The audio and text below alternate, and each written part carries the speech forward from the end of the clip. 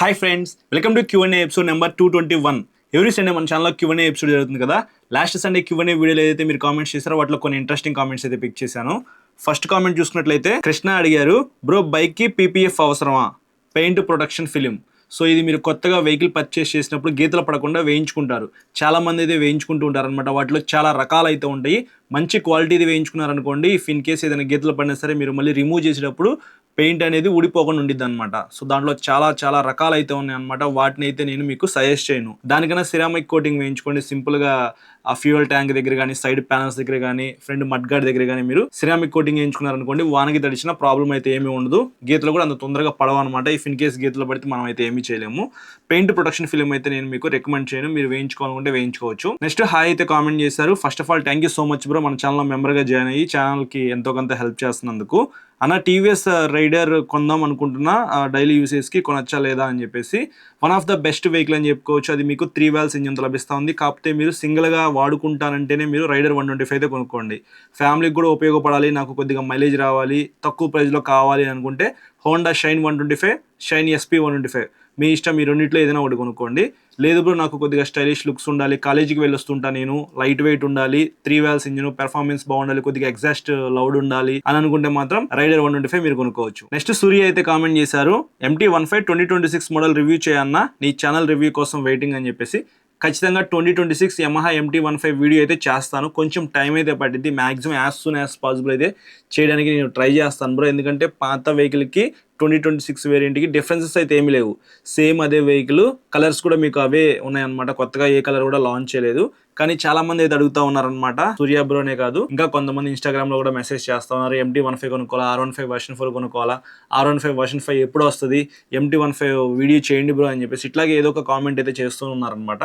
ఖచ్చితంగా చేస్తా bro. Next Yashwant అయితే కామెంట్ చేశారు, అన్న మాది TS కానీ ఏపీలో బైక్స్ తక్కువగా ఉన్నాయి, అక్కడికి వెళ్ళి తీసుకోవచ్చు, ఏదైనా ప్రాబ్లం అవుతుందా అని చెప్పేసి. లేదు బ్రో, మీరు తెలంగాణ స్టేట్ లో ఉంటారు కాబట్టి అక్కడే కొనుక్కోండి. ₹1 ఎక్కువైనా సరే అక్కడే కొనుక్కోండి. మీకు ఆ స్టేట్ రిజిస్ట్రేషన్ అయితే వస్తుంది. ఆ స్టేట్ కి మీరు లైఫ్ ట్యాక్స్ అయితే పే చేస్తారు.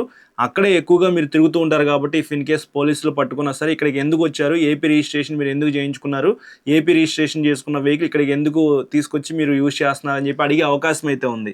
సో కొత్త వెహికలే కాబట్టి మీరు ఎక్కడి నుంచి వచ్చారు ఏంటని చెప్పి క్వశ్చన్స్ అయితే వేస్తారనమాట. సో ఎప్పుడన్నా ఒకసారి మా ఫ్రెండ్స్ ఉన్నారు, రిలేటివ్స్ ఉన్నారు, లేదా ఇక్కడ జాబ్ చేద్దామని చెప్పేసి వచ్చాను, 1 yearలో వెళ్ళిపోతానంటే వేరే విషయం. సో నేను ఇక్కడే ఉంటాను, మా ఇల్లు ఇక్కడేనండి అని చెప్పేసి మీరు వాళ్ళకి చెప్పారనుకోండి, మరి అలాంటప్పుడు ఈ రిజిస్ట్రేషన్ ఎందుకు చేయించుకున్నారు, అక్కడికి వెళ్ళి ఎందుకు కొనుక్కున్నారు అని చెప్పి క్వశ్చన్ చేసే అవకాశం అయితే ఉంది కదా. సో జాబ్ చేసే వాళ్ళు కానీ, లేకపోతే ఊరినే ఫ్రెండ్స్ని, లేకపోతే ఏదైనా ఫంక్షన్ ఉంటే హైదరాబాద్ వచ్చి వెళ్ళే వాళ్ళది వేరు, అక్కడే ఉండే వాళ్ళది వేరు. కాబట్టి మీరు తెలంగాణ స్టేట్లో ఎక్కువ రోజులు ఉండి మీ సొంత ఇల్లు అక్కడే ఉంటే మాత్రం మీరు TS రిజిస్ట్రేషన్ వెహికలే పర్చేస్ చేయండి, అక్కడే కొనుక్కోండి. నెక్స్ట్ జెస్సీ అయితే కామెంట్ చేశారు, Jessie bro thank you so much మన ఛానల్లో మెంబర్గా జాయిన్ అయ్యి ఛానల్కి హెల్ప్ చేస్తున్నందుకు. హుస్క్వర్నా 250 తీసుకోవచ్చా అని చెప్పేసి. KTM షోరూంలో హుస్క్వర్నా 250 అలాగే స్వాట్ PLN 401 వెహికల్స్ అయితే లేవు బ్రో, విజయవాడలో లేవు. మరి మిగతా చోట్ల ఉన్నాయో లేదో నాకైతే ఐడియా లేదు. ఒకవేళ వెహికల్స్ ఉంటే మాత్రం మీరు కొనుక్కోవచ్చు. రీసేల్ వాల్యూ అయితే ఏమీ ఉండదు, కానీ వెహికల్స్ డిజైన్ కూడా కొద్దిగా యూనిక్గా ఉంటాయి, ఫ్యామిలీకి ఉపయోగించుకోవచ్చు. విట్పిలియన్ 250 అయితే మీకు డ్యూక్ 250తో కంపేర్ చేస్తే విట్పిలియన్ 250 కొద్దిగా కంఫర్ట్ అయితే ఉండేది. సీట్ అయితే సేమ్ మీకు అదే ఇంజను, అదే ఫీచర్స్ అన్నీ అవే ఉంటాయి అనమాట. సో నేనైతే మాత్రం మీకు రికమెండ్ చేస్తాను, ఇఫ్ ఇన్ కేస్ వెహికల్ ఉంటే కొనుక్కోవచ్చు. జెస్సీ బ్రోనే కాదు, ఇంకా వేరే అతను కూడా కామెంట్ చేశారనమాట. సో బ్రో మీకైతే ఒకటే చెప్తాను, హుస్క్వర్నా విట్పిలియన్ 250 షోరూమ్స్లో ఉంటే మాత్రం కొనుక్కోండి. ఒక 10 years అయితే ఎటువంటి ప్రాబ్లం లేకుండా మీరు యూజ్ చేసుకోవచ్చు. జాగ్రత్తగా టైం టు టైం ఇంజన్ మార్చుకుంటూ వాడుకుంటే మీకు ఎటువంటి ప్రాబ్లమ్స్ అయితే రావు. SOS ఇంజిన్ అయితే ఉండేది, ఇంజిన్ అయితే చాలా స్మూత్గా ఉండేది. అందులో మెయిన్ ప్లస్ పాయింట్ ఏంటంటే క్విక్ షిఫ్టర్ అయితే ఉండేది అనమాట. రైడ్ చేసేప్పుడు చాలా బాగా ఎంజాయ్ చేస్తారు, లాంగ్ రైడ్స్ కూడా వెళ్ళిపోవచ్చు. అంత తొందరగా ఇంజన్ కూడా హీట్ అవ్వదు. ఒకవేళ హీట్ అయినా సరే మీకు లిక్విడ్ కూల్ ఇంజిన్ కాబట్టి రేడియేటర్ అయితే ఉండిద్ది. ఆ రేడియేటర్ ద్వారా మీరు ఇంజిన్ అయితే కూల్ చేసుకోవచ్చు, అదే ఆటోమేటిక్గా కూల్ అయిపోతూ ఉండిద్ది అనమాట.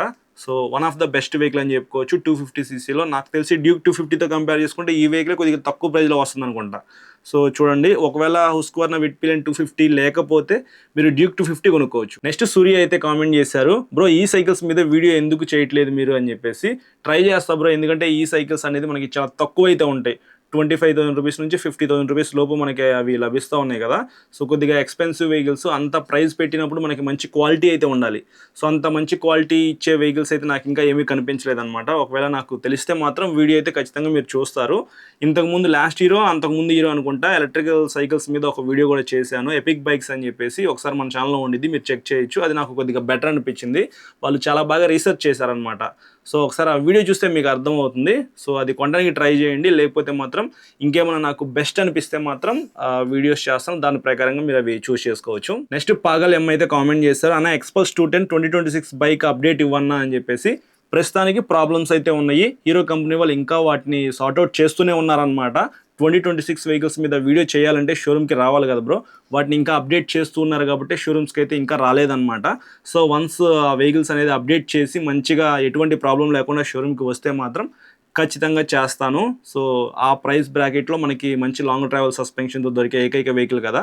సో చాలామంది ఫ్యాన్స్ అయితే ఉన్నారు ఎక్స్పల్స్ 204Vకి, ఎక్స్పల్స్ 210కి. ఎక్స్పల్స్ 204V కొనుక్కోవచ్చు లేదా ఆ వెహికల్లో ప్రాబ్లమ్స్ ఉన్నాయి కదా అని చెప్పేసి అడుగుతూ ఉన్నారనమాట. సో ఆ వెహికల్లో ప్రాబ్లమ్స్ ఉన్నాయి కాబట్టి మీరు అర్జెంటుగా కొనుక్కోవాలనుకుంటే ఎక్స్పల్స్ 204V అయినా కొనుక్కోవచ్చు. అది ఆయిల్ కూల్డ్ ఇంజిన్, కొద్దిగా పెర్ఫార్మెన్స్ అయితే తక్కువ ఉండిద్ది. పెర్ఫార్మెన్స్ తక్కువ ఉన్నా పర్వాలేదు, నేను ఇప్పుడిప్పుడే అడ్వెంచర్ చేయడానికి, ఆఫ్ రోడ్కి వెళ్ళడానికి ట్రైనింగ్ తీసుకుందాం అనుకుంటున్నాను. సో నాకు ఆ వెహికల్ సరిపోయేది బడ్జెట్లో అనుకుంటే హ్యాపీగా కొనుక్కోవచ్చు ఎక్స్పల్స్ 204Vని. నెక్స్ట్ మహేష్ అయితే కామెంట్ చేశారు, బ్రదర్ 2028లో all petroleum bikes and cars ban చేస్తారంట, నిజమేనా? సో అలా అయితే ఇప్పుడు తీసుకున్న బైక్స్ అన్ని వేస్టే కదా అని చెప్పేసి. ఎవరు చెప్పారు బ్రో 2028లో కార్స్ అండ్ బైక్స్ పెట్రోల్తో నడిచేవి బ్యాన్ చేస్తారు అని చెప్పేసి? అలా అయితే ఏమీ జరగదు. 2050లోనో 2060లో అని అంటే ఆలోచించవచ్చేమో కానీ ఇంకొక 2 ఇయర్స్లో బ్యాన్ చేస్తారంటే మాత్రం అదైతే నేను నమ్మను. సో మీకు ఖచ్చితంగా వెహికల్స్ అయితే ఉంటాయి, పెట్రోల్ కార్స్ అయితే ఉంటాయి, అలాగే పెట్రోల్ బైక్స్ అయితే ఉంటాయి. మీకు ఒకవైపున ఎలక్ట్రికల్ వెహికల్స్ కూడా దొరుకుతాయి అనమాట. మీ ప్రియారిటీని బట్టి అవి మీరు కొనుక్కోవచ్చు. ఇంకా చాలా మంచి మంచి అప్డేట్స్తో వెహికల్స్ అయితే రాబోతూ ఉన్నాయి అనమాట. సో అలాంటప్పుడు ఎందుకు బ్యాన్ చేస్తారు? సో మీకు ఎవరైతే రాంగ్ ఇన్ఫర్మేషన్ ఇచ్చారో వాళ్ళ మాటలైతే నమ్మద్దు. సో వస్తాయి, ఖచ్చితంగా వస్తాయి. నేను కూడా ఆ వెహికల్ బుక్ చేశాను అనమాట. మీకు పెట్రోల్ వెహికల్లో ఇచ్చే అంత ఫీల్, ఆ రైడింగ్ ఎక్స్పీరియన్స్ మిగతా ఏ వెహికల్స్ కూడా ఇవ్వవు. సో నాకు రైడింగ్ ఎక్స్పీరియన్స్ బాగుండాలి, బాగా ఎంజాయ్ చేస్తూ రైడ్ చేయాలంటే మాత్రం మీకు పెట్రోల్ వెహికల్సే బెస్ట్ అనమాట. అది కార్స్ అండ్ బైక్స్ ఏదైనా సరే. సో ప్రైజెస్ అనేది పెరిగేదే కానీ తగ్గేదైతే ఏమీ ఉండదు. ఎవరైనా కొనుక్కోవాలనుకుంటే ఇప్పుడే కొనుక్కోండి, ప్రైజెస్ పెరిగేదాకా అయితే ఉండదు. నెక్స్ట్ కార్తిక్ అయితే కామెంట్ చేశారు, hi bro, 100-350 versus N160 which one is best bike for all round usage? Bro N160 అయితే నేను మీకు సజెస్ట్ చేస్తాను. ఫ్యామిలీకి ఉపయోగపడిద్ది, లాంగ్ రైడ్స్ వెళ్ళడానికి బాగుండిద్ది, తక్కువ మెయింటెనెన్స్ ఉండిద్ది, అలాగే మంచి మైలేజ్ అయితే వస్తుంది N160 కొనుక్కుంటే. లేదు నేను 100-350 కొనుక్కుంటా అంటే మీకు మెయింటెనెన్స్ అయితే ఎక్కువ ఉండిద్ది, తక్కువ మైలేజ్ వస్తుంది. సో ఒకసారి మీరే ఆలోచించుకోండి ఆ వెహికల్ నేను ఎందుకు కొనుక్కుంటున్నాను అని చెప్పేసి. రెండు కూడా మంచి వెహికల్సే బ్రో. సో మీకు 350cc సెగ్మెంట్లో ఈ వెహికల్ బాగానే ఉండిద్ది, 160cc సెగ్మెంట్లో ఈ వెహికల్ బాగుండిద్ది. సో ఆలోచించుకోండి. ఎక్కువగా లోకల్లోనే తిరుగుతాను, అప్పుడప్పుడు ఫ్యామిలీతో బయటికి వెళ్తాను అనుకుంటే మీకు N160 మోర్ దెన్ ఎనఫ్ అనమాట. సో 350cc వెహికల్ మీరు పర్చేస్ చేశారనుకోండి, ప్రస్తుతానికి కొనుక్కునేటప్పుడు బాగానే ఉండిద్ది, దాని తర్వాత దాన్ని మెయింటైన్ చేయడానికి చాలా ఇబ్బంది పడతారనమాట. సో అది కూడా ఆలోచించుకోండి. ప్రైస్ పరంగా చూసుకున్నట్లయితే మీకు కొద్దిగా ఎక్కువగానే ఉండిద్ది అనమాట 100-350 అనేది. సో ఇవన్నీ మీరు ఆలోచించుకొని ఒక మంచి వెహికల్ అయితే కొనుక్కోవాలి. సో ఇది ఫ్రెండ్స్ ఈ సండే నేను పిక్ చేసిన కామెంట్స్ అయితే. ఈ ఎపిసోడ్ మీకు నచ్చిందని చెప్పేసి అనుకుంటున్నాను. నచ్చితే మాత్రం లైక్ చేసి మీ ఫ్రెండ్స్ అందరికీ షేర్ చేయండి. మీకు ఏమైనా డౌట్స్ ఉన్నాయనుకోండి ఈ వీడియో కింద కామెంట్ చేయండి, నెక్స్ట్ సండే పిక్ చేసి ఆన్సర్ చేస్తాను. ఇంకా మీరు మన ఛానల్ని సబ్స్క్రైబ్ చేయకుండా చూసినట్లయితే ఇప్పుడే సబ్స్క్రైబ్ చేసుకుని పక్కన బెల్ ఐకాన్ అయితే క్లిక్ చేసి పెట్టుకోండి. నేను వీడియో పెట్టిన వెంటనే మీకు నోటిఫికేషన్ వస్తుంది. Thank you.